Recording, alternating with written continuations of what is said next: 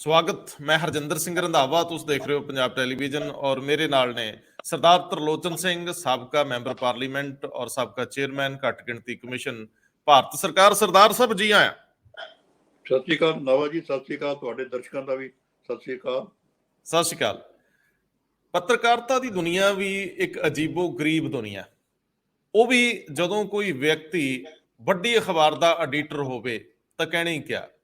ਜਿਹੜੇ ਰਿਸ਼ਤੇ ਨੇ ਉਹ ਰਿਸ਼ਤੇ ਬੜੇ ਅਹਿਮ ਹੋ ਜਾਂਦੇ ਆ।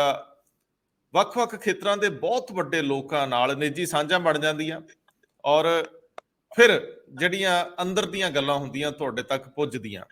ਅਰੁਣ ਸ਼ੌਰੀ ਇੱਕ ਬਹੁਤ ਵੱਡਾ ਨਾਂ ਹੈ।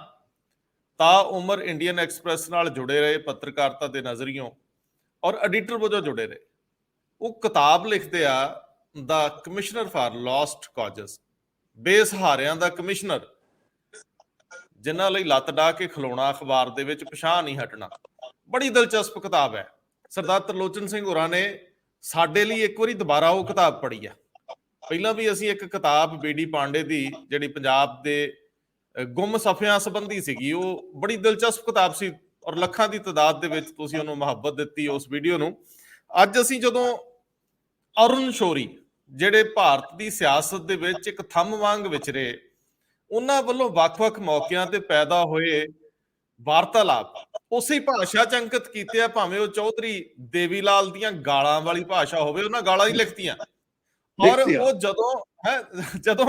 ਜਦੋਂ ਗਿਆਨੀ ਜੈਲ ਸਿੰਘ ਇਹ ਕਹਿੰਦੇ ਆ, ਚਮਕੀਲੇ ਦਾ ਗਾਣਾ ਸੀ ਨਾ ਵੀ ਕੁੱਟਣ ਘੱਟ ਘੜੀਸਣ ਬਾਹਲਾ, ਮਤਲਬ ਕਹਿੰਦੇ ਵੀ ਮੈਂ ਰਾਜੀਵ ਗਾਂਧੀ ਨੂੰ, ਅਰੁਣ ਸ਼ੌਰੀ ਨੂੰ ਗਿਆਨੀ ਜੈਲ ਸਿੰਘ ਕਹਿੰਦੇ ਨੇ। ਉਹ ਆਪਣੀ ਕਿਤਾਬ 'ਚ ਲਿਖਦੇ, ਕਹਿੰਦੇ ਮੈਂ ਇਹਨੂੰ ਮਾਰਨਾ ਨਹੀਂ। ਉਦੋਂ ਬੜਾ ਰੌਲਾ ਸੀ ਵੀ ਆਖੇ ਪ੍ਰਾਈਮ ਮਿਨਿਸਟਰ ਨੂੰ ਲਾ ਦੇਣਾ ਜੈਲ ਸਿੰਘ ਨੇ, ਲੇਕਿਨ ਉਹ ਕਹਿੰਦੇ ਵੀ ਮੈਂ ਇਹਨੂੰ ਧਰੂਣਾ ਹੈ, ਸ਼ਬਦ 'ਚ ਲਿਖਣਾ ਧਰੀਕਣਾ। ਉਹਨਾਂ 'ਚ ਧਰੀਕਣਾ ਸ਼ਬਦ ਲਿਖਿਆ, ਪਰ ਸਾਡੇ ਧੂਣਾ ਕਹਿੰਦੇ ਆ ਜਾਂ ਘੜੀਸਣਾ ਕਹਿੰਦੇ ਆ। ਉਹ ਕਹਿੰਦੇ ਵੀ ਮੈਂ ਇਹਨੂੰ ਮਾਰਨਾ ਨਹੀਂ, ਇਹਨੂੰ ਘੜੀਸਣਾ। ਅੱਛਾ, ਇੱਕ ਹੋਰ ਵੱਡਾ ਨਾਂ ਆਉਂਦਾ ਰਾਜੀਵ ਗਾਂਧੀ ਦੇ ਨਾਲ ਜੁੜਿਆ, ਅਰੁਣ ਸਿੰਘ। ਕਪੂਰਥਲਾ ਰਿਆਸਤ ਦਾ ਨਾਂ ਹੈ, ਬੜੀਆਂ ਕੰਟਰੋਵਰਸੀਜ਼ ਨੇ। ਉਹ ਅਸਤੀਫਾ ਕਿਉਂ ਦੇ ਜਾਂਦੇ ਆ?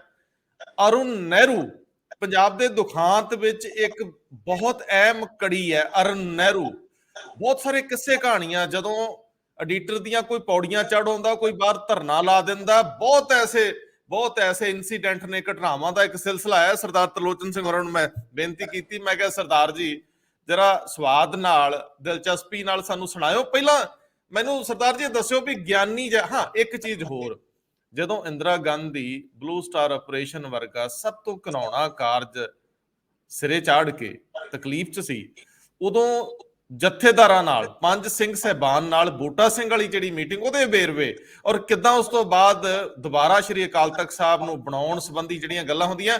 ਸਰਦਾਰ ਸਾਹਿਬ, ਮੈਂ ਲੰਬੀ ਗੱਲ ਨਾ ਕਰਾਂ, ਮੈਨੂੰ ਉਸ ਗੱਲ ਤੋਂ ਗੱਲ ਸ਼ੁਰੂ ਕਰ ਲਓ ਜਦੋਂ ਕਹਿੰਦੇ ਸੀ ਵੀ ਮੈਂ ਤਾਂ ਇਹਨੂੰ ਘੜੀਸੂ, ਮਾਰਨਾ ਨਹੀਂ। ਗਿਆਨੀ ਜੈਲ ਸਿੰਘ ਵਾਲੀ ਗੱਲ ਕਿੱਦਾਂ ਕੁ ਸੁਣਾਉਂਦੇ ਅਰੁਣ ਸ਼ੌਰੀ?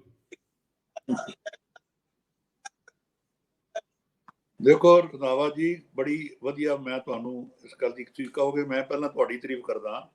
ਇਹ ਬੜਾ ਜ਼ਰੂਰੀ ਹੈ ਸਾਡੇ ਲਈ, ਖਾਸ ਕਰਕੇ ਤੁਹਾਡੇ ਪਾਠਕਾਂ ਲਈ ਔਰ ਵਿਦੇਸ਼ੀ ਬੈਠੇ ਨੌਜਵਾਨਾਂ ਲਈ, ਕਿ ਪਿਛਲੇ 50-60 ਸਾਲ ਦੇ ਇਤਿਹਾਸ ਨੂੰ ਸਾਨੂੰ ਜਾਣਨ ਲਈ ਔਰ ਆਪਣਾ ਗਿਆਨ ਪ੍ਰਾਪਤ ਕਰਨ ਲਈ ਬੜਾ ਜ਼ਰੂਰੀ ਹੈ।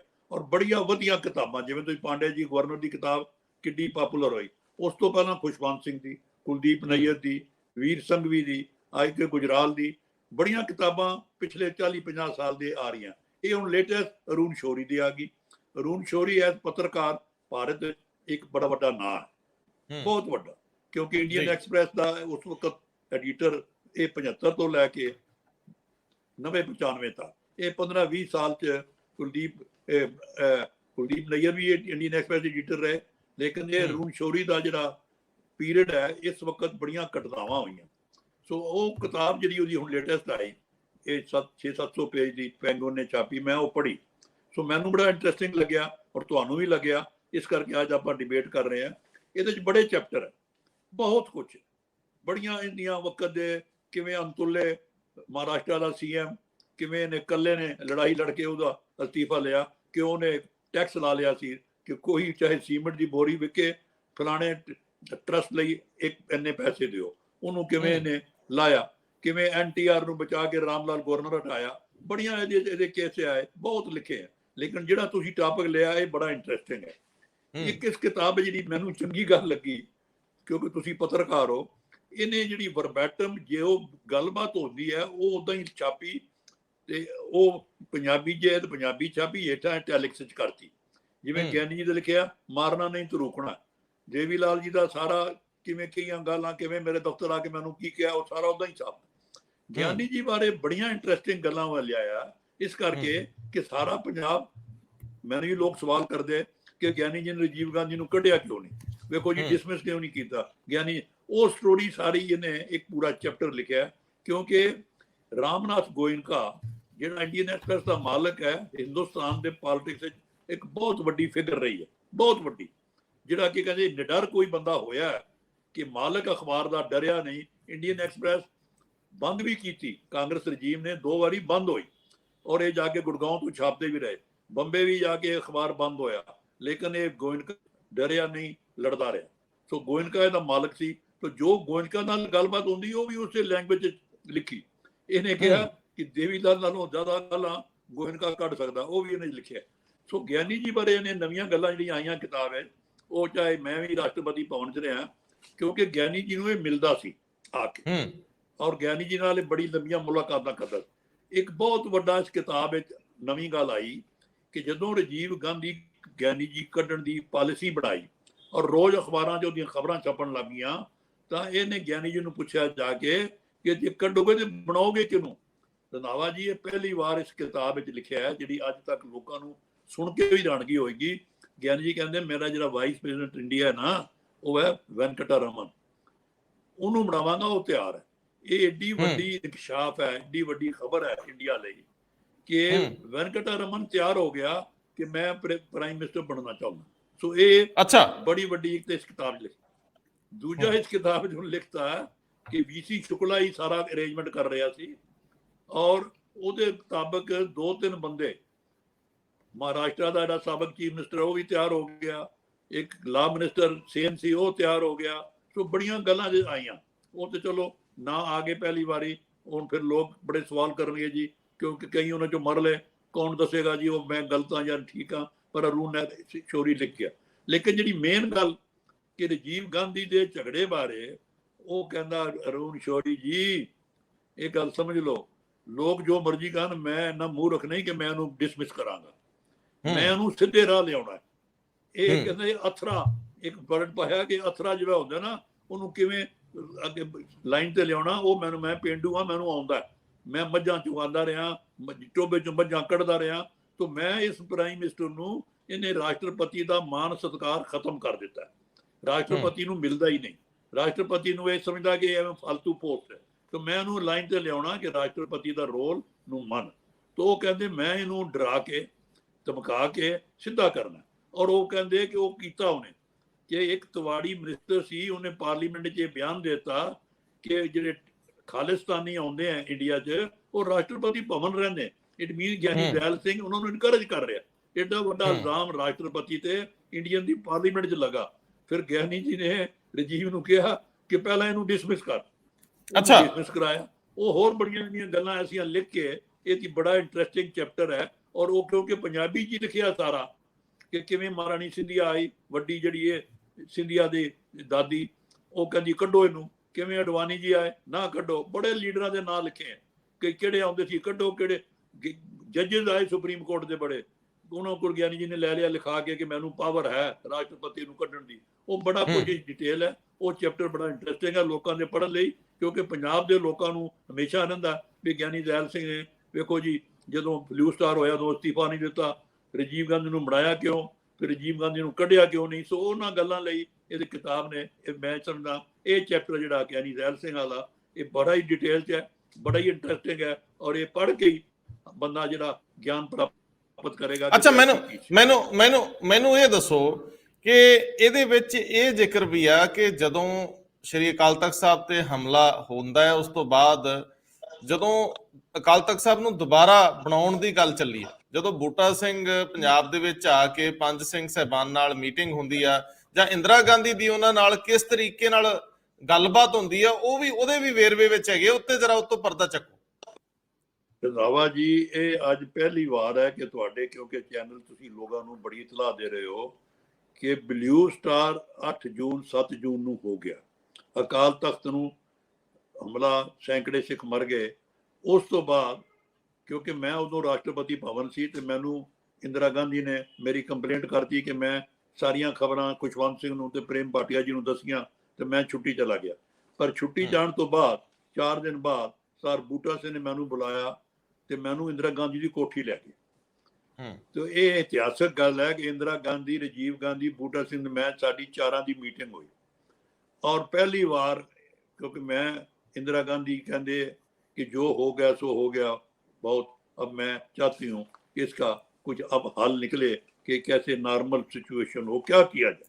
सो इस बारे मीटिंग हुई। मीटिंग तो बाद अच्छा मैंने नहीं तुसी सरदार साहब थोड़ा जिहा क्लीयर कर दो। देखो बहुत इतिहासक मौके आ, 4 दिन बाद 5 दिन बाद, क्योंकि अजे नवा सारा कुछ होया सी, ਉਹਦੇ ਅਸਰ ਵੀ ਬਾਕੀ ਹੋਣਗੇ। ਤੁਸੀਂ ਜਦੋਂ ਉੱਥੇ ਦਾਖਲ ਹੁੰਦੇ ਆ ਤਾਂ ਇੰਦਰਾ ਗਾਂਧੀ ਔਰ ਰਾਜੀਵ ਗਾਂਧੀ ਦੀ ਬਾਡੀ ਲੈਂਗੁਏਜ, ਹਾਵ ਭਾਵ ਤੁਸੀਂ ਕਿਵੇਂ ਵੇਖਦੇ ਆ? ਇੰਦਰਾ ਗਾਂਧੀ ਦੇ ਅੰਦਰ ਕੋਈ ਡਰ ਸੀ? ਉਹ ਗੁੱਸੇ 'ਚ ਸੀ? ਉਹ ਖੌਫ ਸੀ? ਉਹ ਕੀ ਸੀ? ਉਹਦਾ ਨਜ਼ਰੀਆ ਕੀ ਸੀ? ਉਹਦੇ ਅੰਦਰ ਕੋਈ ਇਹ ਭਾਵਨਾ ਸੀ ਕਿ ਗਲਤੀ ਹੋਈ, ਜਾਂ ਕੀ, ਕਿਵੇਂ ਤੁਸੀਂ ਉਹਨੂੰ ਫੀਲ ਕਿਵੇਂ ਕੀਤਾ? ਵੇਖੋ ਰੰਧਾਵਾ ਜੀ, ਉਹਨੇ ਕੋਈ ਮਾਫੀਨਾਮਾ ਜਾਂ ਫੀਲ ਨਹੀਂ ਕੀਤਾ, ਲੇਕਿਨ ਬੜੀ ਡਿਪਰੈਸ਼ਨ 'ਚ। ਅੱਛਾ, ਮੈਂ ਵੀ ਆਫਟਰ ਸਾਰੀ ਉਮਰ ਹੋ ਗਈ ਮੈਂ ਲੀਡਰਾਂ ਨਾਲ ਡੀਲ ਕਰਦਾ, ਪੋਲਿਟਿਕਸ ਮੈਂ ਵੀ ਸਮਝਦਾ। ਜਿਹੜਾ ਇੰਦਰਾ ਗਾਂਧੀ ਦਾ ਮੇਰੇ ਵਰਗੇ ਬੰਦੇ ਨੂੰ ਬੁਲਾਉਣਾ, ਜਿਹਨੂੰ ਉਹਨੇ ਪਹਿਲਾਂ ਕਿਹਾ ਸੀ ਇਹਨੂੰ ਅਰੈਸਟ ਕਰੋ ਕਿਉਂਕਿ ਇਹਨੇ ਸਾਰਾ ਦਰਬਾਰ ਸਾਹਿਬ ਦੇ ਹਮਲੇ ਦੀ ਖਬਰਾਂ ਵਿਦੇਸ਼ਾਂ 'ਚ ਭੇਜੀਆਂ, ਮੈਨੂੰ ਬੁਲਾ ਕੇ ਫਿਰ ਇਹ ਮੀਟਿੰਗ 'ਚ ਕਹਿਣਾ ਦੱਸੋ ਜੀ ਮੈਂ ਹੁਣ ਕੀ ਕਰਾਂ, ਤਾਂ ਕਿ ਉਹ ਵੇ ਆਊਟ ਆਫਟਰ ਦੈਟ ਅਟੈਕ ਕੋਈ ਸਮਝਦਾ ਸੀ ਮੈਂ ਕਿਵੇਂ ਕਰਾਂ। ਸੋ ਉਸ ਦਿਨ ਜਿਹੜੀ ਮੀਟਿੰਗ ਹੈ ਉਹਦੇ 'ਚੋਂ ਬੜੀ ਜਿਵੇਂ ਸਬਡਿਊਟ ਬੰਦਾ ਹੁੰਦਾ ਹੈ, ਚੁੱਪ ਚਪੀਤੀ ਸੁਣਨਾ, ਦੱਸੋ ਜੀ ਦੱਸੋ ਜੀ। ਰਾਜੀਵ ਗਾਂਧੀ ਸਵਾਲ ਕਰਦਾ ਸੀ, ਉਹ ਬੋਲਦੀ ਘੱਟ ਸੀ, ਲੇਕਿਨ ਮੇਨ ਸਵਾਲ ਇਹ ਸੀ ਕਿ ਮੈਂ ਹੁਣ ਸਿੱਖਾਂ ਨਾਲ ਕਿਵੇਂ ਇਸ ਨੂੰ ਮੈਂ ਜੋੜਾਂ। ਜੋ ਹੋ ਗਿਆ ਸੋ ਹੋ ਗਿਆ, ਲਫ਼ਜ਼ ਦੋਗੜ ਗਿਆ, ਜੋ ਹੋ ਗਿਆ ਸੋ ਹੋ ਗਿਆ, ਅਬ ਬਤਾਓ ਮੈਂ ਕਿਆ ਕਰੂੰ। ਤਾਂ ਉੱਥੇ ਫੈਸਲਾ ਹੋਇਆ ਕਿ ਮੈਂ ਤੇ ਸਰ ਬੂਟਾ ਸਿੰਘ ਪੰਜਾਬ ਜਾਈਏ। ਸਾਨੂੰ ਹੈਲੀਕਾਪਟਰ ਦਿੱਤਾ ਰੰਧਾਵਾ ਜੀ। ਅਸੀਂ ਦੋਨੋਂ, ਕਰਫਿਊ ਲੱਗਿਆ ਸੀ, ਜਲੰਧਰ ਉਤਰ ਕੇ ਸਭ ਤੋਂ ਪਹਿਲਾਂ ਸਰ ਸਾਧੂ ਸਿੰਘ ਹਮਦਰਦ ਨੂੰ ਮਿਲੇ। ਉਹ ਐਡੀਟਰ ਸੀ ਉਦੋਂ ਉਸ ਵਕਤ ਦੇ ਅਖਬਾਰ ਦੇ, ਜਿਵੇਂ ਅੱਜ ਅਖਬਾਰ ਦੀ ਇੰਪਾਰਟਰ। ਉਹਨਾਂ ਨੇ ਕਿਹਾ ਜੀ ਚਲੋ ਸਰ ਆਤਮਾ ਸਿੰਘ ਨੂੰ ਮਿਲੀਏ। ਆਤਮਾ ਸਿੰਘ ਤੋਂ ਸ਼੍ਰੋਮਣੀ ਕਮੇਟੀ ਦੇ ਪ੍ਰਧਾਨ ਸਨ, ਕਿਉਂਕਿ ਬਾਕੀ ਜੇਲ੍ਹ ਚਲੇ ਗਏ। ਅਸੀਂ ਕਪੂਰਥਲੇ ਗਏ, ਉਹਨਾਂ ਨੂੰ ਘਰੋਂ ਉਠਾ ਕੇ ਗੈਸਟ ਹਾਊਸ ਅਸੀਂ ਲਿਆ ਕੇ ਤਿੰਨਾਂ ਦੀ ਮੀਟਿੰਗ ਹੋਈ। ਉਸ ਮੀਟਿੰਗ ਵਿੱਚ ਬੜੀ ਲੰਬੀ ਤੋਂ ਬਾਅਦ ਕਹਿੰਦੇ ਸਰ ਆਤਮਾ ਸਿੰਘ ਇੱਕੋ ਤਰੀਕਾ ਲੱਭਿਆ ਕਿ ਜਿੰਨੇ ਜਥੇਦਾਰ ਸਾਹਿਬਾਨ ਹਨ, ਮੈਂ ਇੱਕ ਲੈਟਰ ਦੇ ਦੇਣਾ ਕਿ ਕੌਮ ਦੀ ਵਾਗਡੋਰ ਉਹਨਾਂ ਦੇ ਹਵਾਲੇ ਕਰ ਦੀ, ਤੇ ਮੈਂ ਐਜ਼ ਪ੍ਰਧਾਨ ਚੋਟੀ ਲਿਖਾਂਗਾ ਕਿ ਸਾਰੇ ਲੀਡਰ ਜੇਲ੍ਹ 'ਚ, ਅਸੀਂ ਸਾਰੇ ਜਥੇਦਾਰ ਅਕਾਲ ਤਖਤ ਨੂੰ ਬੇਨਤੀ ਕਰੀਏ ਕਿ ਤੁਸੀਂ ਸੰਭਾਲੋ। ਉਹ ਲੈਟਰ ਉਹਨਾਂ ਨੇ ਦੇ ਦਿੱਤਾ। ਉਸ ਲੈਟਰ ਬਾਰੇ ਨੈਕਸਟ ਡੇ ਅਜੀਤ ਅਖਬਾਰ ਐਡੀਟੋਰੀਅਲ ਵੀ ਦਿੱਤਾ, ਬਰਜਿੰਦਰ ਆਪਣਾ। ਤੇ ਅਸੀਂ ਚਲੇ ਗਏ ਅੰਮ੍ਰਿਤਸਰ, ਰੰਧਾਵਾ ਜੀ 5 ਜਥੇਦਾਰ ਉੱਥੇ ਆਪੋ ਆਪਣੇ ਪਿੰਡਾਂ 'ਚ ਸਨ। ਗਿਆਨੀ ਕਿਰਪਾਲ ਸਿੰਘ ਜੀ ਇੱਕ ਦਿਨ ਪਹਿਲਾਂ ਆਏ ਸੀ ਉੱਥੇ, ਹੈਡ ਗ੍ਰੰਥੀ ਜਥੇਦਾਰ, ਗਿਆਨੀ ਸਾਹਿਬ ਸਿੰਘ 2, ਹਰਚਰਨ ਸਿੰਘ ਮਾਲੋਂ ਅਨੰਦਪੁਰ ਸਾਹਿਬ ਵਾਲੇ, ਲੱਖਾ ਸਿੰਘ ਦਮਦਮਾ ਸਾਹਿਬ ਵਾਲੇ ਤੇ ਗਿਆਨੀ ਪ੍ਰੀਤਮ ਸਿੰਘ ਹੈਡ ਗ੍ਰੰਥੀ। ਇਹਨਾਂ 5 ਦੀ ਅਸੀਂ ਲਿਆ ਕੇ ਇਹ ਅੰਮ੍ਰਿਤਸਰ ਇਕੱਠੇ ਕੀਤੇ। ਦਰਸ਼ਨੀ ਡਿਓਢੀ ਦੇ ਹੇਠਾਂ ਜਿਹੜਾ ਕਮਰਾ ਹੈ ਉੱਥੇ ਮੀਟਿੰਗ ਹੋਈ। ਰੰਧਾਵਾ ਜੀ ਇਹ ਮੀਟਿੰਗ ਚੱਲੀ 2 ਘੰਟੇ। 5 ਸਿੰਘ ਸਾਹਿਬਾਨ ਨੇ ਬੂਟਾ ਸਿੰਘ ਨਾਲ ਬੜੀ ਲੰਬੀ ਗੱਲ ਤੋਂ ਬਾਅਦ ਇਹ ਫੈਸਲਾ ਕੀਤਾ ਕਿ ਪਹਿਲਾ, ਜੇ ਇੰਦਰਾ ਗਾਂਧੀ ਸੁਲ੍ਹਾ ਕਰਨਾ ਚਾਹੁੰਦੀ ਹੈ ਤਾਂ ਸਾਡੀ ਇਹ ਲਿਖਤੀ ਰੂਪ 'ਚ ਅਸੀਂ ਇੱਕ ਲੈਟਰ ਦੇਣੇ। ਉਹ 14 ਪੁਆਇੰਟ ਲਿਖ ਕੇ ਪੰਜਾਬੀ 5 ਨੇ ਸਾਈਨ ਕੀਤੇ, ਸਾਹਿਬ ਸਿੰਘ ਨੇ ਲਿਖੇ। ਉਹ ਰਿਕਾਰਡ ਦੇ ਲੈਟਰ ਹੈ, ਉਹਦੀ ਫਿਰ ਅੰਗਰੇਜ਼ੀ ਵੀ ਕਰਾਈ ਗਈ। ਉਹ 14 ਪੁਆਇੰਟਾਂ 'ਚ ਮੇਨ ਗੱਲ ਮੰਨ ਗਏ ਕਿ ਅਕਾਲ ਤਖਤ ਢਾਇਆ ਜਾਏਗਾ। ਬਾਬਾ ਹਰਬੰਸ ਸਿੰਘ ਦਿੱਲੀ ਵਾਲੇ ਇਹਦੀ ਕਾਰ ਸੇਵਾ ਕਰਨਗੇ, ਤੇ ਬਾਬਾ ਜਿਹੜੇ ਵੱਡੇ ਸਨ ਉੱਥੇ ਬੁੱਢਾ ਬਾਬਾ ਖੜਕ ਸਿੰਘ, ਉਹਨਾਂ ਦੀ ਉੱਪਰੋਂ ਆਸ਼ੀਰਵਾਦ ਹੋਏਗੀ। ਤੇ ਬਾਬਾ ਖੜਕ ਸਿੰਘ ਨੂੰ ਵੀ ਜਾ ਕੇ ਪੁੱਛ ਕੇ ਆ ਗਏ, ਉਹ ਵੀ ਮੰਨ ਕੇ ਵੀ ਢਾ ਦਿਓ। ਸੋ ਇਹ ਜਦੋਂ 14 ਪੁਆਇੰਟ ਲਿਖੇ, ਉਹ ਪੁਆਇੰਟ ਲੈ ਕੇ ਅਸੀਂ ਰਾਤ ਨੂੰ ਉਸੇ ਹੈਲੀਕਾਪਟਰ ਦਿੱਲੀ ਆ ਗਏ। ਜਿਹੜੀ ਮੈਂ ਹੁਣ ਸਟੋਰੀ ਲਿਖਣਾ ਚਾਹੁੰਦਾ, ਕਿਉਂਕਿ ਉਹ ਸਟੋਰੀ ਦਾ ਹੀ ਇਸ ਨਾਲ ਕਿਤਾਬ ਦੇ ਲਿੰਕਡ ਹੈ ਕਿ ਉਹ 14 ਪੁਆਇੰਟਾਂ 'ਚ ਸਾਰਾ ਕੁਝ ਉਹਨਾਂ ਨੇ ਮੰਗਿਆ। ਫੌਜ ਨਿਕਲ ਜਾਏ, ਕੈਦੀ ਛੱਡ ਤੇ ਜਾਣ, ਜਿੰਨਾ ਕੁਝ ਹੋਇਆ ਇਹ ਸਾਰਾ ਦੀ ਲਿਸਟ ਛਾਪੀ ਜਾਏ। ਬੜਾ ਅੱਛਾ ਲੈਟਰ ਸੀ ਉਹਨਾਂ ਦਾ। ਤੇ ਇਹ ਲੈ ਕੇ ਸ਼ਾਮ ਨੂੰ ਅਸੀਂ ਦਿੱਲੀ ਆ ਗਏ। ਮੈਂ ਘਰ ਚਲਾ ਗਿਆ, ਬੂਟਾ ਸਿੰਘ ਜੀ ਇੰਦਰਾ ਗਾਂਧੀ ਕੋਲ ਚਲੇ ਗਏ। 2 ਦਿਨ ਇੰਦਰਾ ਗਾਂਧੀ ਨੇ ਮੀਟਿੰਗਾਂ ਲਈਆਂ ਕੈਬਨਿਟ ਦੀਆਂ, ਇਹ ਰਿਕਾਰਡ ਹੈ ਸਾਰਾ ਅਵੇਲੇਬਲ, ਕਿ ਇਹ ਡਿਮਾਂਡ ਆਫ ਦਾ ਸਿੱਖ ਨਾਂ ਦੀ ਇੱਕ ਮੀਟਿੰਗ ਚੱਲੀ, ਕੈਬਨਿਟ ਸੈਕਟਰੀ ਇਹ ਸਾਰੇ, ਉਹਨਾਂ ਵਿੱਚ ਸਾਰਾ ਕੁਝ ਹੋ ਗਿਆ। ਇਹ ਫਿਰ 2 ਦਿਨ ਤੋਂ ਬਾਅਦ ਸਰ ਬੂਟਾ ਸਿੰਘ ਮੈਨੂੰ ਟੈਲੀਫੋਨ ਕਰਦੇ ਕਿ ਆਓ ਜੀ ਮੈਂ ਤੁਹਾਨੂੰ ਲੈ ਕੇ ਅੰਮ੍ਰਿਤਸਰ ਚੱਲਣਾ। ਮੈਂ ਕੀ ਹੋ ਗਿਆ ਕਿ ਫੈਸਲਾ ਹੋ ਗਿਆ, ਉੱਥੇ ਅਨਾਉਂਸਮੈਂਟ ਕਰਨੀ ਹੈ। ਮੈਂ ਕਿਹਾ ਬੂਟਾ ਸਿੰਘ ਤੁਸੀਂ ਆਪ ਨਾ ਕਰੋ, ਇੰਦਰਾ ਗਾਂਧੀ ਕਰੇ। ਕਹਿੰਦੇ ਨਹੀਂ ਉਹ ਕਹਿੰਦੀ ਤੁਸੀਂ ਕਰੋ। ਅਸੀਂ ਅੰਮ੍ਰਿਤਸਰ ਪਹੁੰਚ ਗਏ, ਜਾ ਕੇ ਬੂਆ ਸਿੰਘ ਹੁੰਦਾ ਸੀ SSP, ਉਹਨੇ ਉਹਦੇ ਪ੍ਰੈਸ ਕਾਨਫਰੰਸ ਬੁਲਾਈ। ਪਹਿਲਾਂ ਤੇ ਉਸ ਤੋਂ ਪਹਿਲਾਂ ਜਥੇਦਾਰ ਸਾਹਿਬ ਕੋਲ ਗਏ, ਉਹਨਾਂ ਨੂੰ ਪੜਾਇਆ, ਉਹ ਬੜੇ ਜਕਾਰੇ ਬੋਲਤੇ ਉਹਨਾਂ ਨੇ ਕਿ ਅੱਜ ਸਾਰੀਆਂ ਮੰਗਾਂ ਮੰਨੀਆਂ ਗਈਆਂ। ਜਥੇਦਾਰ ਸਾਹਿਬ ਨੇ ਉੱਥੇ ਜਕਾਰਾ ਬੋਲਿਆ। ਜਦੋਂ ਅਸੀਂ ਪ੍ਰੈਸ ਕਾਨਫਰੰਸ ਕੀਤੀ, ਬੂਟਾ ਸਿੰਘ ਨੇ ਕਿਹਾ ਜੀ 2 ਮੰਗਾਂ ਨਹੀਂ ਮੰਨੀਆਂ ਗਈਆਂ। ਪਹਿਲੀ CRP ਅਭੀ ਪੰਜਾਬ 'ਚ ਰਹੇਗੀ ਕੁਛ, ਔਰ ਦੂਜੀ ਜਿਹੜੀ ਆ ਫੌਜ ਹੈ ਇਹ ਅੰਦਰ ਨਹੀਂ ਰਹੇਗੀ, ਛੱਤ ਤੇ ਰਹੇਗੀ। ਇਹ ਬਾਕੀ 12 ਮੰਗਾਂ ਮੰਨੀਆਂ ਗਈਆਂ, 2 ਨਹੀਂ ਮੰਨੀਆਂ ਗਈਆਂ। ਸੋ ਇਹ ਐਲਾਨ ਕਰਕੇ ਬਾਬਾ ਹਰਬੰਸ ਸਿੰਘ ਕਾਰ ਸੇਵਾ ਕਾਲ ਤੱਕ ਹਟਾ ਦੇਣ, ਇਹ ਸਾਰਾ ਕੁਝ ਹੋ ਗਿਆ। ਕਰਕੇ ਬਾਬਾ ਖੜਕ ਸਿੰਘ ਕੋਲ ਵੀ ਮਿਲ ਕੇ ਵਾਪਸ ਦਿੱਲੀ ਆਏ। ਜਿਹੜੀ ਇਹ ਹੁਣ ਕਹਾਣੀ ਅੱਜ ਦੀ ਮੈਂ ਉਹ ਕੀ ਹੈ ਕਿ ਜਦੋਂ ਇਹ ਐਗਰੀਮੈਂਟ ਹੋ ਗਿਆ, ਸੁਲ੍ਹਾ ਹੋ ਗਈ, ਤਾਂ ਇਹ ਫਿਰ ਜਦੋਂ ਅਸੀਂ ਸ਼ਾਮੀ ਦਿੱਲੀ ਪਹੁੰਚੇ, 7 ਵਜੇ ਲੈਂਡ ਕਰਦੇ ਆ ਉੱਥੇ, ਬੂਟਾ ਸਿੰਘ ਜੀ ਨੂੰ ਉੱਥੇ ਗੱਡੀ ਖੜੀ ਹੈ ਡਿਫੈਂਸ ਦੀ, ਉਹ ਕਹਿੰਦੇ ਜੀ ਤੁਹਾਨੂੰ ਇੰਦਰਾ ਜੀ ਨੇ ਬੁਲਾਇਆ। ਇਹ ਉਹਦੀ ਕੋਠੀ ਗਏ, ਉੱਥੋਂ ਐਲਾਨ ਹੋ ਗਿਆ ਕਿ ਜੋ ਬੂਟਾ ਸਿੰਘ ਦਿੱਲੀ ਕਹਿ ਅੰਮ੍ਰਿਤਸਰ ਕਹਿ ਕੇ ਆਇਆ ਉਹ ਗਲਤ ਹੈ, ਇਹ ਭਾਰਤ ਸਰਕਾਰ ਦਾ ਨਹੀਂ। ਸੋ ਯੂ ਟਰਨ ਹੋ ਗਿਆ। ਇਹ ਯੂ ਟਰਨ ਕਿਉਂ ਹੋਇਆ ਉਹ ਹੁਣ ਇਸ ਕਿਤਾਬ ਵਿੱਚ ਮੈਂ ਲਿਖਣਾ, ਪੇਜ ਨੰਬਰ ਉੱਤੇ 527 ਤੇ ਬੂਟਾ ਸਿੰਘ ਦਾ ਪਾਰਲੀਮੈਂਟ 'ਚ ਬਿਆਨ ਆਇਆ, ਉਹ ਅਰੁਣ ਸ਼ੌਰੀ ਨੇ ਛਾਪਿਆ। ਉਹਨੇ ਕਿਹਾ ਪਾਰਲੀਮੈਂਟ 'ਚ ਬੋਲਦੇ ਹੋਏ ਕਿ ਉਹ ਬਹਿਸ ਹੋ ਰਹੀ ਸੀ ਟੱਕਰ ਕਮਿਸ਼ਨ ਦੀ, ਕਿ ਮੈਂ ਇਸ ਤਰ੍ਹਾਂ ਇੰਦਰਾ ਗਾਂਧੀ ਚਾਹੁੰਦੀ ਸੀ ਕਿ ਜੋ ਹੋ ਗਿਆ ਉਹ ਬੜਾ ਉਸਨੂੰ ਉਸ ਗੱਲ ਦਾ ਅਫਸੋਸ ਸੀ ਕਿ ਉਹ ਸਿੱਖਾਂ ਨਾਲ ਮੁੜ ਕੇ ਆਪਣੇ ਆਪ ਨੂੰ ਜੋੜੇ, ਤੇ ਉਹਨੇ ਮੈਨੂੰ ਭੇਜਿਆ। ਉਹਨੇ ਸਾਰਾ ਲਿਖਿਆ। ਗੁਰਜਾਤ ਸਿੰਘ ਢਿੱਲੋਂ ਜਿਹੜੇ ਸੈਕਸ ਸਪੀਕਰ ਹੈ ਉਹ ਵੀ ਉੱਥੇ ਬੈਠੇ ਸਨ। ਅਸੀਂ ਇਕੱਠੇ ਗਏ, ਜਥੇਦਾਰ ਸਾਹਿਬਾਨ ਨੇ ਸਾਡੇ ਨਾਲ ਮੰਨ ਕੇ ਇੱਕ ਰਿਪੋਰਟ ਦੇਤੀ, ਅਸੀਂ ਮੰਨ ਗਏ। ਉਹ ਕਹਿੰਦਾ ਮੈਂ ਅੱਜ ਪਾਰਲੀਮੈਂਟ 'ਚ ਅਨਾਉਂਸ ਕਰਨਾ ਚਾਹੁੰਦਾ। ਇਹ ਸਾਰੀ ਗੱਲ ਨੂੰ ਸੈਬੋਟਾਜ ਕਰਨ ਵਾਲਾ ਅਰੁਣ ਨਹਿਰੂ, ਅੱਛਾ, ਇਹ ਕਿਤਾਬ ਨੇ ਰਿਕਾਰਡ ਕੀਤਾ ਕਿ ਅਰੁਣ ਨਹਿਰੂ ਹੈ ਜੀ, ਅਰੁਣ ਨਹਿਰੂ ਨੇ ਕੀਤਾ। ਨਾਲ ਉਹਨੇ ਅਰੁਣ ਸਿੰਘ ਦਾ ਨਾਮ ਵੀ ਲਿਆ, 2 ਨਾਮ ਲੈ। ਉਹ ਅਰੁਣ ਸਿੰਘ ਬਾਰੇ ਮੈਂ ਆਪੇ ਅੱਗੇ ਆਉਂਦਾ। ਲੇਕਿਨ ਇਹ ਇਸ ਕਿਤਾਬ ਨੇ ਪਹਿਲੀ ਵਾਰ, ਕਿਉਂਕਿ ਮੈਂ ਇਸ ਬਾਰੇ ਇੱਕ ਆਰਟੀਕਲ ਲਿਖਿਆ ਸੀ ਇੰਡੀਅਨ ਐਕਸਪ੍ਰੈਸ 'ਚ 96 'ਚ, ਕਿ ਮੈਂ ਦੂਆ ਸਾਹਿਬ ਨੇ ਲਿਖਾਇਆ ਕਿ ਇਹ ਬਈ ਪੰਜਾਬ ਦਾ ਕੀ ਹੋਇਆ। ਮੈਂ ਉਦੋਂ ਲਿਖਿਆ ਸੀ ਕਿ ਜੇ ਇੰਦਰਾ ਗਾਂਧੀ ਵਿਦਨ 1 ਵੀਕ ਸੁਲ੍ਹਾ ਕਰ ਜਾਂਦੀ ਤਾਂ ਪੰਜਾਬ ਦੇ 30-35 ਮੁੰਡੇ ਜਿਹੜੇ ਐਨਕਾਊਂਟਰਾਂ 'ਚ ਮਰੇ ਉਹ ਬਚ ਜਾਂਦੇ। ਜੇ ਉਹਦੇ ਨੇ ਸੁਲ੍ਹਾ ਹੋ ਜਾਂਦੀ, ਇਹ ਸੈਬੋਟਾਜ ਨਾ ਹੁੰਦੀ, ਤੇ ਫਿਰ ਪੰਜਾਬ 'ਚ ਅਮਨ ਆ ਗਿਆ ਸੀ, ਅਕਾਲ ਤਖਤ ਗਿਰ ਜਾਂਦਾ, ਸੰਗਤਾਂ ਨੇ ਮੁੜ ਕੇ ਕਾਰ ਸੇਵਾ ਸ਼ੁਰੂ ਕਰਨੀ। ਲੇਕਿਨ ਇਹਨੂੰ ਸਾਰੀ ਨੂੰ ਬੂਟਾ ਸਿੰਘ ਨੇ ਪਾਰਲੀਮੈਂਟ 'ਚ ਕਿਹਾ ਨਾ ਇਹ ਰਾਜੀਵ ਗਾਂਧੀ ਦਾ ਕਸੂਰ ਹੈ, ਇਸ ਕਸੂਰ ਨਾ ਇੰਦਰਾ ਦਾ, ਇਸ ਕਸੂਰ ਅਰੁਣ ਨਹਿਰੂ ਦਾ। ਉਹ ਇਸ ਕਿਤਾਬ ਨੇ ਰਿਕਾਰਡ ਕੀਤਾ। ਇਸ ਕਰਕੇ ਇਹ ਮੈਂ ਸਮਝਦਾ ਕਿ ਨਵੀਂ ਇਨਕਸ਼ਾਫ ਆਈ। ਜਿਵੇਂ BP ਪਾਂਡੇ ਨੇ ਕਿਹਾ ਸੀ ਕਿ ਬਲੂ ਸਟਾਰ ਕਰਨ ਦਾ ਇੰਦਰਾ ਗਾਂਧੀ ਦਾ ਫੈਸਲਾ ਸਾਲ ਪਹਿਲਾਂ ਹੀ ਹੋ ਚੁੱਕਾ ਸੀ, ਕੁਝ ਹੋ ਜਾਏ ਮੈਂ ਇਹ ਕਰਨਾ। ਇਹ ਤੁਹਾਨੂੰ ਯਾਦ ਹੈ ਆਪਣੀ ਕਿਤਾਬ ਦੁਨੀਆ ਭਰ 'ਚ ਫਿਰ ਉਹ ਗੱਲ ਮੰਨੀ ਗਈ ਵੀ ਹੋਰ ਕੋਈ ਜ਼ਿੰਮੇਵਾਰ ਨਹੀਂ, ਅਕਾਲੀ ਨਹੀਂ ਜ਼ਿੰਮੇਵਾਰ, ਲੌਂਗੋਵਾਲ ਨਹੀਂ, ਇੰਦਰਾ ਡਿਟਰਮਿੰਡ ਸੀ ਔਰ ਹਰ ਗੱਲ ਉਹਨੇ ਮੀਟਿੰਗਾਂ ਕਰਕੇ ਐਵੇਂ ਟਾਈਮ ਜ਼ਾਇਆ ਕੀਤਾ। ਸੋ ਇੱਥੇ ਵੀ ਇਹ ਸੀ ਕਿ ਸਾਰਾ ਕੁਝ ਇੰਦਰਾ ਸੁਲ੍ਹਾ ਲਈ ਤਿਆਰ ਹੋ ਗਈ, ਅਰੁਣ ਨਹਿਰੂ ਨਹੀਂ ਹੋਣੀ ਸੀ। ਇੱਥੇ ਮੈਂ ਗੱਲ ਇੱਕ ਹੋਰ ਵੀ ਐਡ ਕਰ ਦਿਆਂ, ਸ਼ਾਇਦ ਤੁਹਾਨੂੰ ਯਾਦ ਹੋਣਾ, ਜਦੋਂ ਇੰਦਰਾ ਗਾਂਧੀ ਮਰੀ, ਗਿਆਨੀ ਜੀ ਬਾਹਰ ਸੀਗੇ, ਉਹ ਬਾਹਰੋਂ ਆਏ। ਬਾਹਰੋਂ ਆਉਣ ਤੋਂ ਬਾਅਦ ਰਾਜੀਵ ਗਾਂਧੀ ਪ੍ਰਾਈਮ ਮਿਨਿਸਟਰ ਬਣ ਗਿਆ, ਤਾਂ ਨੈਕਸਟ ਡੇ ਗਿਆਨੀ ਜੀ ਨੂੰ ਮਿਲਣ ਆਇਆ ਇੱਕ ਸਪੀਕਰ ਸੀ ਸਰਦਾਰ ਜੀ ਆਜ਼ਾਦ ਜਿਹੜੇ ਦਿੱਲੀ ਅਸੈਂਬਲੀ ਦੇ। ਉਹ ਕਹਿੰਦੇ ਗਿਆਨੀ ਜੀ ਸਾਨੂੰ ਸ਼ਾਮ ਨੂੰ 4 ਵਜੇ ਉੱਥੇ ਬੁਲਾਇਆ ਗਿਆ, ਅਰੁਣ ਨਹਿਰੂ ਨੇ ਬੁਲਾਇਆ, ਸਾਰੇ ਦਿੱਲੀ ਦੇ ਕਾਂਗਰਸ ਲੀਡਰ ਆਏ। ਉਹਨੇ ਉੱਥੇ ਗਿਆਨੀ ਜੀ ਨੂੰ ਕਿਹਾ ਗਿਆਨੀ ਜੀ ਖੂਨ ਕਾ ਬਦਲਾ ਖੂਨ ਦਾ ਨਾਰਾ ਉਸ ਮੀਟਿੰਗ 'ਚ ਨਿਕਲਿਆ, ਔਰ ਉਹ ਮੀਟਿੰਗ ਦਾ ਨਾਰਾ ਫਿਰ ਰੇਡੀਓ ਨੂੰ ਦਿੱਤਾ ਗਿਆ। ਇਹ ਗੱਲ ਗਿਆਨੀ ਜੀ ਨੂੰ ਉਸਨੇ ਦੱਸੀ ਸੀ। ਗਿਆਨੀ ਜੀ ਨੇ ਕਈ ਵਾਰੀ ਲੋਕਾਂ ਨੂੰ ਸੁਣਾਈ ਵੀ ਕਿ ਜੇ ਕੁਝ ਹੋਇਆ, ਕਿਉਂਕਿ ਰਾਜੀਵ ਗਾਂਧੀ ਵੇਲੇ ਕਲਕੱਤੇ ਸੀ, ਇੰਦਰਾ ਮਰ ਚੁੱਕੀ ਸੀ, ਤਾਂ ਇਹ ਸ਼ਾਮ ਨੂੰ ਜਿਹੜੇ ਕਾਂਗਰਸ ਪਾਰਟੀ ਦੇ ਲੀਡਰਾਂ ਨੂੰ ਹੁਕਮ ਹੋਇਆ ਕਿ ਜਾਓ ਦਿੱਲੀ 'ਚ ਕੁਝ ਕਰੋ, ਖੂਨ ਕਾ ਬਦਲਾ ਖੂਨ ਦਾ ਨਾਰਾ ਲਾਉਣ ਵਾਲਾ ਉਹਨੇ ਵੀ ਕਿਹਾ ਸੀ, ਉਹਨੇ ਵੀ ਅਰੁਣ ਨਹਿਰੂ ਦਾ ਨਾਮ ਲਿਆ। ਸੋ ਅੱਜ ਇਹ ਬੜੀ ਵੱਡੀ ਮੈਂ ਸਮਝਦਾ ਕਿ ਅਸੀਂ ਬੜੇ ਹਮੇਸ਼ਾ ਲੱਭਦੇ ਰਹੇ ਵੀ ਕੌਣ ਲੋਕ ਹਨ। ਅਰੁਣ ਨਹਿਰੂ ਚੱਲ ਬਸਿਆ, ਹੁਣ ਇਹਦਾ ਕੋਈ ਜਵਾਬ ਤੇ ਕੋਈ ਲੈ ਨਹੀਂ ਸਕਦੇ। ਲੇਕਿਨ ਹਿਸਟਰੀ ਵਿੱਚ ਇਹ ਗੱਲਾਂ ਸਾਡੀਆਂ ਅਨਰਿਟਨ ਚਲੀਆਂ ਗਈਆਂ ਕਿ ਐਸੀਆਂ ਹੈਪਨਿੰਗ ਕਰਨ ਵਾਲੇ ਕੌਣ ਸਨ। ਅਰੂਨ ਸਿੰਘ ਜੀ ਬੈਠੇ ਨੇ, ਚੁੱਪ ਬੈਠੇ ਨੇ। ਜਦ ਦੇ ਉਹਨਾਂ ਨੇ ਡਿਫੈਂਸ ਮਿਨਿਸਟਰੀ ਰਿਜ਼ਾਈਨ ਕੀਤਾ ਉਸ ਤੋਂ ਬਾਅਦ ਉਹ ਬੋਲੇ ਹੀ ਨਹੀਂ, ਕਦੇ ਉਹਨਾਂ ਨੇ ਪੋਲੀਟੀਕਲੀ ਕੋਈ ਕਮੈਂਟਰੀ ਨਹੀਂ ਦਿੱਤੀ। ਹਾਲਾਂਕਿ ਬਹੁਤ ਲਾਇਕ ਆਦਮੀ, ਬੜਾ ਕੁਝ ਉਹਨਾਂ ਨਾਲ ਕੈਰੀਅਰ ਰਿਹਾ, ਉਹ ਪੈਂਡਿੰਗ ਹੈ। ਸੋ ਮੈਂ ਤਾਂ ਉਹਨਾਂ ਨੂੰ ਬੇਨਤੀ ਕਰਾਂਗਾ ਕਿ ਤੁਹਾਡੇ ਰਾਹੀਂ ਕਦੇ ਅਰੂਨ ਸਿੰਘ ਜੀ ਕਈ ਗੱਲਾਂ ਦਾ ਇਨਸ਼ਾਫ ਕਰਨ ਤਾਂ ਕਿ ਅੱਛਾ,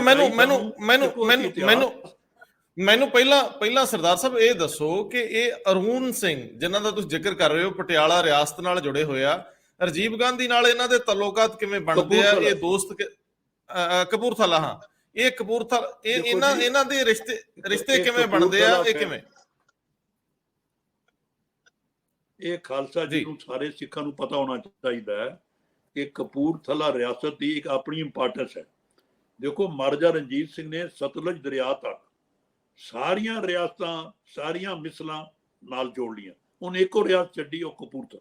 ਬੜੀ ਵੱਡੀ ਗੱਲ ਹੈ ਕਿ ਮਹਾਰਾਜਾ ਰਣਜੀਤ ਸਿੰਘ ਦੇ ਰਾਜ ਵਿੱਚ ਕਪੂਰਥਲਾ ਇੰਡੀਪੈਂਡੈਂਟ ਰਿਆਸਤ ਰਹੀ। ਉਹਨੂੰ ਮਹਾਰਾਜਾ ਰਣਜੀਤ ਸਿੰਘ ਨੇ ਟੱਚ ਨਹੀਂ ਕੀਤਾ, ਕਿਉਂਕਿ ਇਹ ਸਿੱਖਾਂ ਦੀ ਪੁਰਾਣੀ ਇਤਿਹਾਸਕ ਉਹ ਜੀ, ਔਰ ਤੇ ਇਸ ਕਰਕੇ ਕਪੂਰਥਲਾ ਜਿਹੜੀ ਆ ਇੰਡੀਪੈਂਡੈਂਟ ਰਹੀ।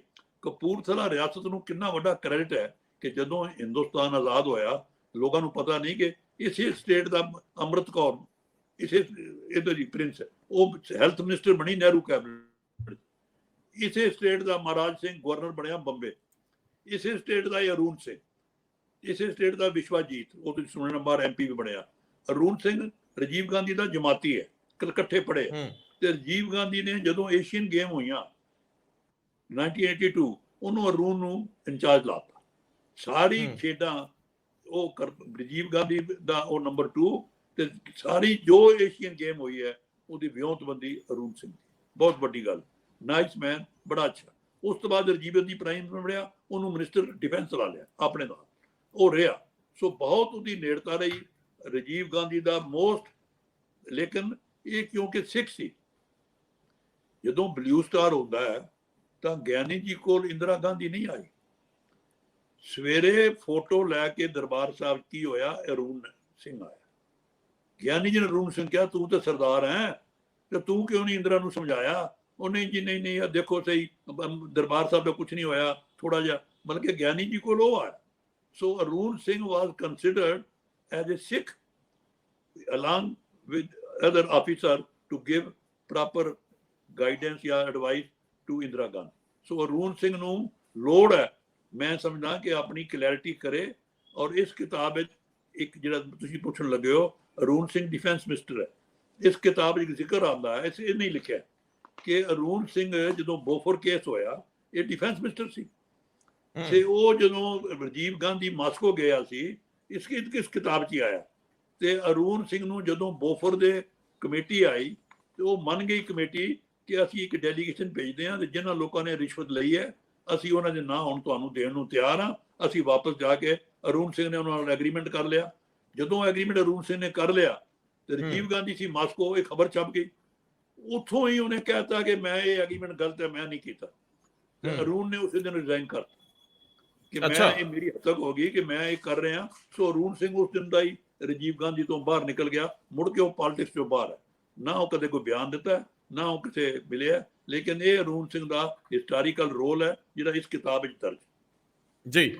ਅੱਛਾ ਸਰਦਾਰ ਸਾਹਿਬ, ਕੋਈ ਹੋਰ ਹਵਾਲੇ ਜਿਹੜੇ ਇਸ ਕਿਤਾਬ ਦੇ ਵਿੱਚ ਵੱਖ-ਵੱਖ ਥਾਵਾਂ ਤੇ ਆਉਂਦੇ ਆ ਪੋਲੀਟੀਸ਼ੀਅਨਸ ਨਾਲ ਸੰਬੰਧਿਤ, ਬਾਹੂਬਲੀਆਂ ਨਾਲ, ਬਤੌਰ ਸੰਪਾਦਕ ਕਿਤੇ ਪੰਜਾਬੀ 'ਚ ਕਹਿੰਦੇ ਹੁੰਦੇ ਧੀ ਦੀ ਭੈਣ ਦੀ ਹੋਈ। ਰੰਧਾਵਾ ਜੀ, ਮੈਂ ਤਾਂ ਤੁਹਾਨੂੰ ਬੇਨਤੀ ਕਰਾਂਗਾ ਔਰ ਪੰਜਾਬ ਦੇ ਅਖਬਾਰ ਵਾਲਿਆਂ ਨੂੰ, ਕਿਉਂਕਿ ਜੋ ਉਹਨੇ ਲਿਖਿਆ ਤੁਸੀਂ ਉਹੀ ਕਰਦੇ ਹੋ। ਤੁਸੀਂ ਵੀ ਰੋਜ਼ ਜਿਹੜੇ ਰੋਜ਼ ਲੈਂਦੇ ਹੋ, ਇਹੀ ਕਹਿੰਦੇ ਹੋ ਕਿ ਅੱਜ ਫਲਾਣੀ ਥਾਂ ਹੋ ਗਿਆ। ਉਹਨੇ ਦੱਸਿਆ ਕਿ ਜੇ ਇੱਕ ਕਮਿਟਡ ਜਰਨਲਿਸਟ ਹੋਵੇ, ਉਹ ਸਿੰਸੈਰਿਟੀ ਨਾਲ ਕੰਮ ਕਰੇ, ਤਾਂ ਉਹਦੀ ਅਚੀਵਮੈਂਟ 100% ਠੀਕ ਹੈ। ਜਿੰਨੇ ਕੇਸ ਹੋਏ, ਜੋ ਇਹਨੇ ਲੜੇ, ਉਹਦੇ 'ਚ ਕਾਮਯਾਬ ਹੋਇਆ। ਇਹਨੂੰ ਪ੍ਰਿਵਿਲੇਜ ਮੋਸ਼ਨ ਵੀ ਹੋਏ, ਇਹਨੂੰ ਪਾਰਲੀਮੈਂਟ ਨੇ ਵੀ ਪ੍ਰਿਵਿਲੇਜ ਬੁਲਾਇਆ, ਇਹਨੂੰ ਸੁਪਰੀਮ ਕੋਰਟ ਦੇ ਜਸਟਿਸ ਭਗਵਤੀ ਦੇ ਖਿਲਾਫ ਲਿਖਤਾ, ਜੱਜਾਂ ਨੇ ਬੁਲਾਇਆ, ਇਹਨੇ ਜੱਜ ਟ੍ਰਾਂਸਫਰ ਕੇਸ ਨੂੰ ਚੈਲੰਜ ਕੀਤਾ ਕਿ ਜੇ ਅੱਜ ਇੰਡੀਆ ਜੁਡੀਸ਼ਰੀ ਨੇ ਜੇ ਫੈਸਲਾ ਲਿਆ, ਇਹ ਗਲਤ ਲਿਆ। ਉਸ ਤੇ ਹੀ ਬੜਾ ਲੜਾਈ ਹੋਈ। ਇਸ ਨੇ ਚੀਫ ਮਿਨਿਸਟਰ ਮਹਾਰਾਸ਼ਟਰ ਅੰਤੁਲੇ, ਉਸ ਵਰਗਾ ਪਾਵਰਫੁਲ ਹੋਇਆ ਨਹੀਂ। ਉਹਨੇ ਇੱਕ ਨਵਾਂ ਟਰਸਟ ਬਣਾ ਲਿਆ ਇੰਦਰਾ ਗਾਂਧੀ ਦੇ ਨਾਂ ਦਾ, ਤੇ ਉਸ ਟਰਸਟ ਦਾ ਮਾਇਆ ਇਕੱਠੀ ਕਰਨ ਲੱਗ ਗਿਆ ਕਿ ਜੋ ਮਹਾਰਾਸ਼ਟਰ ਚਾਹੇ ਸੀਮੈਂਟ ਵਿਕੇ ਚਾਹੇ ਕੋਈ ਹੋਵੇ, ਉਸ ਚੋਂ ਇੰਨਾ ਹਿੱਸਾ ਇਸ ਟਰਸਟ ਨੂੰ ਜਾਏਗਾ। ਉਸ ਟਰਸਟ ਨੂੰ ਇਹਨੇ ਲੱਭ ਕੇ ਇਹਨੇ ਛਾਪਿਆ, ਅਖੀਰ ਨੂੰ ਰਿਜ਼ਾਈਨ ਕਰਨਾ ਪਿਆ। ਸੋ ਇਹਨੇ ਬੜੇ ਕੇਸ, ਭਾਗਲਪੁਰ ਬਲਾਈਂਡ ਕਿਵੇਂ ਵਿਚਾਰੀਆਂ ਲੋਕਾਂ ਨੂੰ ਦਵਾਈ ਪਾਈ ਮਾਰੇ, ਉਹ ਚੁੱਕੇ। ਇਹਨੇ ਇੱਕ ਹੋਰ ਕੇਸ ਲੜਿਆ ਬਹੁਤ ਵੱਡਾ, ਜਿਹਦੇ ਚ ਪੰਜਾਬ ਦੇ ਲੋਕਾਂ ਨੂੰ ਬੈਨੀਫਿਟ ਹੋਇਆ ਕਿ ਅੰਡਰ ਟ੍ਰਾਇਲ 70,000 ਲੋਕ ਜੇਲ੍ਹਾਂ 'ਚ ਬੈਠੇ ਸੀ, ਜਿਹੜੇ ਕਿ ਅੰਡਰ ਟ੍ਰਾਇਲ ਬੈਠੇ ਸੀ, ਜਿਨ੍ਹਾਂ ਦੀ ਪਹਿਲੀ ਸਜ਼ਾ ਦੀ ਅਪੀਲ ਕੀਤੀ ਹੈ ਉਹ ਸੁਣੀ ਨਹੀਂ ਗਈ। ਇਹਨੇ ਉਹ ਕੇਸ ਐਸਾ ਚੁੱਕਿਆ ਕਿ ਸੁਪਰੀਮ ਕੋਰਟ ਨੂੰ ਆਰਡਰ ਕਰਨਾ ਪਿਆ। 60,000 ਬੰਦਾ ਰਿਲੀਜ਼ ਹੋਇਆ ਜੇਲ੍ਹਾਂ 'ਚ। ਇਹਦੀ ਹਿੰਮਤ, ਉਹ ਬਹੁਤ ਵੱਡਾ ਇਤਿਹਾਸਕ ਫੈਸਲਾ ਇੰਡੀਆ ਦਾ ਵੀ ਜਿਨ੍ਹਾਂ ਲੋਕਾਂ ਨੇ ਅੰਦਰ ਉਡੀਕ ਰਹੇ, ਕੇਸ ਲੱਗਾ ਨਹੀਂ ਤੇ ਜੇਲ੍ਹ 'ਚ ਕਿਉਂ ਰੱਖੇ। ਇਹਨੇ ਉਹ ਵੀ ਕੇਸ ਕੀਤਾ। ਇਹ ਭਾਈ ਰਣਜੀਤ ਸਿੰਘ ਸਾਡੇ ਵੀ ਉਸ ਜੀ ਆਏ ਬਾਹਰ। ਸੋ ਇਹ ਬੜੀਆਂ ਇਹਨੇ ਕੇਸ ਬਹੁਤ, ਆਈ ਥਿੰਕ ਕੋਈ ਦਰਜਨ ਕੇਸ ਹੋਣੇ ਐਸੇ। ਅਖਬਾਰ ਬੰਦ ਹੋਈ, ਅਖਬਾਰ ਦੇ ਬਾਹਰ ਯੂਨੀਅਨ ਤੋਂ ਹੜਤਾਲ ਕਰਵਾਤੀ ਗਈ, ਇਸ ਨੂੰ ਘੇਰ ਲਿਆ ਗਿਆ। ਔਰ ਫਿਰ ਇਸ ਤੇ ਇਲਜ਼ਾਮ ਵੀ ਲੱਗੇ ਜਿਵੇਂ ਲੱਗਦੇ ਨੇ, ਕਹਿੰਦੇ ਇਹਨੇ ਕੇਸ ਹੈਗੜੇ ਦਾ ਲੜਿਆ। ਹੈਗੜੇ ਜਿਹੜਾ ਚੀਫ ਮਿਨਿਸਟਰ ਨਾ ਕਰਨਾਟਕ ਦਾ, ਉਹਨੂੰ ਵੀ ਕੱਢਿਆ ਗਿਆ। ਇਹਨੇ ਕਹਿੰਦੇ ਹੈਗੜੇ ਕੋਲੋਂ ਪਲਾਟ ਲੈ ਲਏ ਬੰਗਲੌਰ, ਉਹ ਵੀ ਨਹੀਂ ਲਿਖਿਆ ਕਿ ਮੇਰੇ ਖਿਲਾਫ ਪਲਾਟ। ਸੋ ਬਹੁਤ ਕੁਛ ਇਹਦਾ ਡਿਟੇਲ। ਅੱਛਾ, ਇੱਕ ਜਿਹੜੀ ਲਾਸਟ ਮੈਨੂੰ ਇਨਸੀਡੈਂਟ ਸੁਣਾ ਦਿਓ, ਕਿਉਂਕਿ ਤੁਹਾਡਾ ਵੀ ਸੰਬੰਧ ਹਰਿਆਣੇ ਨਾਲ ਰਿਹਾ, ਤੁਸੀਂ ਹਰਿਆਣੇ ਤੋਂ MP ਰਹੇ ਹੋ। ਤੁਸੀਂ ਚੌਟਾਲਿਆਂ ਦਾ ਸਮਰਥਨ ਤੁਹਾਨੂੰ ਮਿਲਿਆ। ਕਹਿੰਦੇ ਉਹਦੇ ਵਿੱਚ ਸਾਫ਼-ਸਾਫ਼ ਲਿਖਿਆ ਵੀ ਦੇਵੀ ਲਾਲ ਗਾਲੋ ਗਾਲੀ ਹੋ ਗਿਆ, ਤੇ ਉਹ ਗਾਲਾਂ ਵੀ ਏਦਾਂ ਹੀ ਹੋਇਆ। ਦੇਵੀ ਲਾਲ ਜੀ ਸੀਗੇ deputy prime minister VP Singh ਨਾਲ, ਤੇ ਉਦੋਂ ਚੌਟਾਲਾ ਸਾਹਿਬ ਆਪਣੇ ਇੱਕ ਇਲੈਕਸ਼ਨ ਹੋਈ ਮੁਹਿੰਮ ਜਗ੍ਹਾ ਤੇ ਅਸੈਂਬਲੀ ਇਲੈਕਸ਼ਨ ਹੋਈ। ਚੌਟਾਲਾ ਸਾਹਿਬ ਚੀਫ ਮਿਨਿਸਟਰ ਲੜ ਕੇ ਉੱਤੇ ਇਲੈਕਸ਼ਨ ਲੜਨੀ ਸੀ, ਤੇ ਮੁਹਿੰਮ ਦਾ ਰੌਲਾ ਪੈ ਗਿਆ ਜੀ, ਬੜੀ ਜ਼ਿਆਦਤੀ ਹੋਈ, ਬੜੀ ਜ਼ਿਆਦਾ। ਉਹ ਜੋ ਰੌਲਾ ਪਿਆ ਇੰਡੀਅਨ ਐਕਸਪ੍ਰੈਸ ਦੇ ਫਰੰਟ ਤੇ ਛਪ ਗਿਆ। ਜਦੋਂ ਇਹਨੇ ਛਪਿਆ, ਹੋ ਦੇਵੀ ਲਾਲ ਜੀ ਨੇ ਜੋ ਇਹਨੂੰ ਗਾਲਾਂ ਕੱਢੀਆਂ, ਉਹ ਸਾਰੀਆਂ ਇਹਨੇ ਪਹਿਲਾਂ ਲਿਖ ਕੇ ਰਿਕਾਰਡ ਕਰਤੀਆਂ।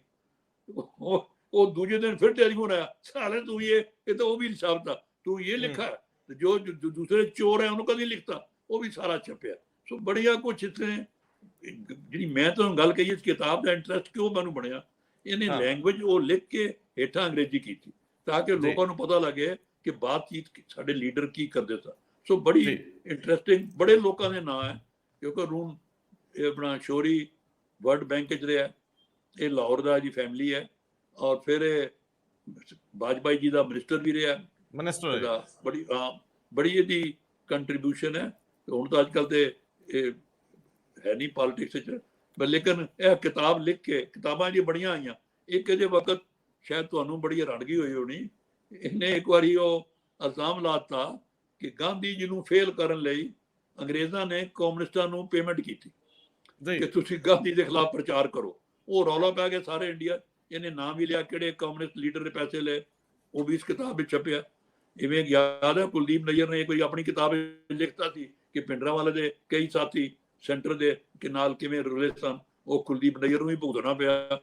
ਸਿੱਖਾਂ ਨੇ ਐਲਾਨ ਕਰਤਾ ਜੀ ਦੇਖੋ ਇਹਨੇ ਸਾਡੀ। ਸੋ ਇਹੋ ਜਿਹੀ ਕਿਤਾਬ ਵਿੱਚ ਬੜੀਆਂ ਲਿਖਾ, ਪਤਾ ਨਹੀਂ ਕਿਵੇਂ ਬਚ ਗਿਆ ਕਿ ਲੋਕਾਂ ਨੇ ਇਸ ਦੇ ਹਾਲਾਂ ਕੋਈ ਝਗੜਾ ਨਹੀਂ ਕੀਤਾ, ਪਰ ਬੜੀਆਂ ਇਹਦੀਆਂ ਇੰਟਰਵਿਊਆਂ ਚੱਲ ਰਹੀਆਂ। ਸੋ ਮੈਂ ਤਾਂ ਇੱਕੋ ਗੱਲ ਸਮਝਦਾ ਕਿ ਪੱਤਰਕਾਰ ਕੋਈ ਹੋਵੇ, ਛੋਟਾ ਵੱਡਾ, ਉਹਦੀ ਆਪਣੀ ਦ੍ਰਿੜਤਾ, ਦਿਆਨਤਦਾਰੀ, ਜੇ ਉਹ ਖੜਾ ਆਪਣੀ ਲਾਈਨ ਤੇ, ਤਾਂ ਜਿਹੜੇ ਮਸਲੇ ਕੋਈ ਵੀ ਹੋਵੇ ਉਹ ਹੱਲ ਹੁੰਦੇ। ਇਹ ਜਿਹੜੀ ਤਾਕਤ ਮਿਲੀ ਹੈ ਪ੍ਰੈਸ ਨੂੰ, ਉਹਨੂੰ ਅਗਰ ਪ੍ਰੈਸ ਵਾਲੇ ਸਹੀ ਇਸਤੇਮਾਲ ਕਰਨ, ਉਹਦੀ ਮਿਸਾਲ ਅਰੁਣ ਸ਼ੌਰੀ। ਬਸ ਮੈਂ ਤੇ ਸਮਝਦਾ ਕਿ ਵੱਡੇ ਤੋਂ ਵੱਡਾ ਮਸਲਾ ਤੁਸੀਂ ਹੱਲ ਕਰਾਉਂਦੇ ਹੋ ਜਦੋਂ ਤੁਸੀਂ ਆਪਣੀ ਵਚਨਬੱਧਤਾ ਔਰ ਦਿਆਨਤਦਾਰੀ ਨੂੰ ਅੱਗੇ ਰੱਖੋ। ਬਿਲਕੁਲ, ਜਦੋਂ ਤੁਸੀਂ ਜੁਰਤ ਨਾਲ ਕਲਮ ਜਾਂ ਜ਼ੁਬਾਨ ਚਲਾਉਂਦੇ ਹੋ ਔਰ ਉਹਦੇ ਵਿੱਚ ਪੱਖਪਾਤ ਨਾ ਹੋਵੇ, ਤੱਥ ਤਸਦੀਕ ਕੀਤੇ ਗਏ ਹੋਣ, ਤਾਂ ਫਿਰ ਮੈਨੂੰ ਲੱਗਦਾ ਕਿ ਉਹਦਾ ਅਸਰ ਸਰਕਾਰਾਂ ਤੱਕ ਵੀ ਹੁੰਦਾ ਤੇ ਆਮ ਲੋਕ ਵੀ ਤੁਹਾਡੇ ਨਾਲ ਚੱਲਦੇ ਆ। ਪਬਲਿਕ ਤੁਸੀਂ ਆਪਣੀ ਕ੍ਰੈਡੀਬਿਲਿਟੀ ਦਿਖਾਉਂਦੇ ਹੋ। ਜੀ, ਸਭ ਤੋਂ ਵੱਡਾ ਸਵਾਲ ਇਹ ਆ ਕਿ ਇਹ ਕਿਤਾਬ ਪੜ੍ਹਨ ਵਾਲੀ ਹੈ। ਮੈਂ ਐਮਾਜ਼ੋਨ ਤੋਂ ਆਰਡਰ ਕਰ ਚੁੱਕਿਆ ਹੈ ਔਰ ਜਦੋਂ ਮੈਨੂੰ ਮਿਲਦੀ ਹੈ ਉਸ ਤੋਂ ਬਾਅਦ ਕੁਝ ਹੋਰ ਕਹਾਣੀਆਂ ਲੈ ਕੇ ਅਸੀਂ ਤੁਹਾਡੇ ਰੂਬਰੂ ਇੱਕ ਵਾਰੀ ਫਿਰ ਹੋਵਾਂਗੇ। ਇਹ ਕਿਤਾਬ ਪੜ੍ਹੀ ਸੀ, ਮੈਂ ਕਿਹਾ ਤੁਹਾਡੇ ਨਾਲ ਗੱਲ ਇਹਦੀ ਸਾਂਝੀ ਕਰਾਂ ਤਾਂ ਕਿ ਲੋਕਾਂ ਨੂੰ ਇੰਟਰਸਟ ਹੋਵੇ ਇਹ ਪੜ੍ਹ ਕੇ, ਤਾਂ ਕਿ ਇਤਿਹਾਸ ਜਿਹੜਾ ਠੀਕ ਜਾਵੇ। ਬਸ ਮੇਰੀ ਇਹ ਕਹਿਣਾ ਹੈ, ਇਤਿਹਾਸ ਦੀਆਂ ਗਲਤਫਹਿਮੀਆਂ ਜ਼ਰੂਰ ਦੂਰ ਕੀਤੀਆਂ ਜਾਣ। ਬਹੁਤ ਮਿਹਰਬਾਨੀ, ਬਹੁਤ ਧੰਨਵਾਦ। Thank you.